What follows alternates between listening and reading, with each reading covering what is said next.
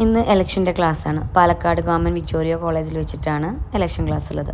എനിക്ക് സർവീസിൽ കയറിയിട്ട് ആദ്യമായിട്ടാണ് ഇലക്ഷൻ ഡ്യൂട്ടി വരുന്നത്.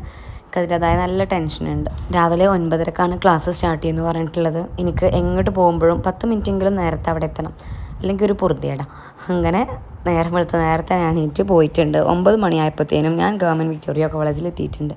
അങ്ങനെ നടന്ന് കുറച്ച് നേരം ആ ക്യാമ്പസൊക്കെ ഒന്ന് കണ്ട്, സെമിനാർ ഹാളിൽ വെച്ചിട്ടാണ് നമുക്കുള്ള ക്ലാസ്. അപ്പോൾ അവിടെ പോയി ഇരുന്നിട്ടുണ്ട്. ഞങ്ങൾ ചെന്നപ്പോൾ നിഷ ടീച്ചറും ഉണ്ട് അവിടെ. അപ്പോൾ ഒരു കമ്പാനിയനായി. ഞങ്ങളങ്ങനെ കുറച്ച് നേരമൊക്കെ ഒരുമിച്ചിരുന്ന ക്ലാസ്സൊക്കെ കേട്ട് ഞങ്ങൾ ക്ലാസ് കഴിഞ്ഞപ്പോൾ പോയി ഒരു അവിൽ മിൽക്കൊക്കെ കഴിച്ചു. പിന്നെ ബാവ മെറ്റൽസ് പോയി. എനിക്കെന്തോ നല്ല ആഗ്രഹമായിരുന്നു ആ കട ഒന്ന് കാണണം. പാത്രക്കടയാണല്ലോ, അത് എൻ്റെ വീക്ക്നെസ് ആണല്ലോ. അങ്ങനെ ബാവ മെറ്റൽസിലൊക്കെ പോയി ജസ്റ്റ് കണ്ട് പോന്നു.